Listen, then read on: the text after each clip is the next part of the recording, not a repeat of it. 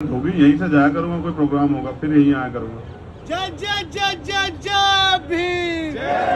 तो इसलिए मैं आपसे अपील करूंगा कि महापुरुषों को जाने, उनके संघर्ष को जाने। ये कोई अकेली तस्वीर थोड़ा ही है, एक हंसता हुआ व्यक्ति थोड़ा ही है। इनका संघर्ष देखो, हमारे जैसे लोगों के लिए तो प्रेरणा स्रोत है ना।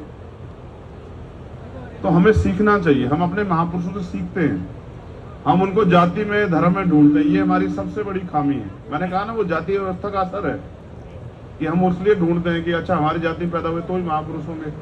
महापुरुषों की कोई जाति धर्म नहीं होता। महापुरुष तभी महापुरुष बनता है जब वो अच्छे कर्म करता है और जब उनके कार्यों से जनहित को लाभ होता है, जनता में अच्छा उनके काम का जो है ना संदेश जाता है। इसलिए इस आंदोलन को पूरा समर्थन है और इनकी लड़ाई को भी पूरा समर्थन, जो अधूरी रह गई।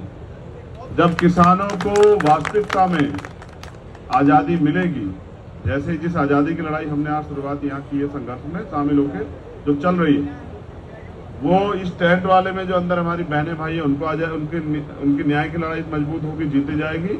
और वैसे जब इनकी लड़ाई जीती जाएगी और देश के अंतिम व्यक्ति को भी समान सम्मान मिलेगा, जो हमारे महापुरुष भी कह के गए, चाहे वो गुरु नानक देव हो, संत कबीर हो, सतगुरु रविदास जी महाराज हो, भगवान वाल्मीकि महाराज हो, भगवान बुद्ध हो, तमाम जो गुरु संत महापुरुष कह के गए हैं कि मानव मानव एक समान। जब तक इस देश में वो नहीं आता तब तक जंग जारी रहेगी।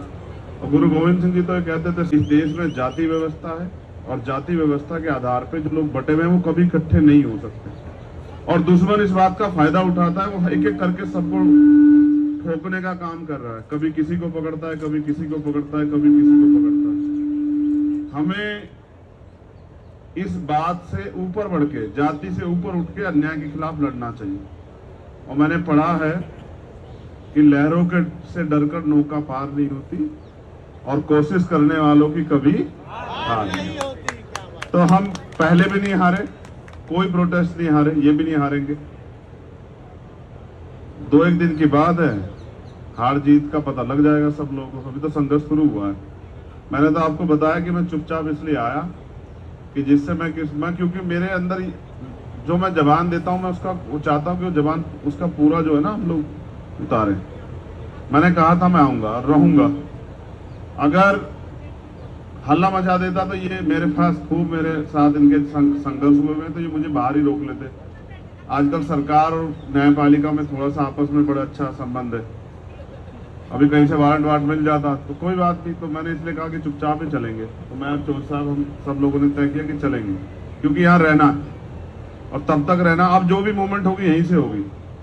जैसे घर होता है ना, आदमी घर में जाकर सुकून महसूस करता है, ऐसे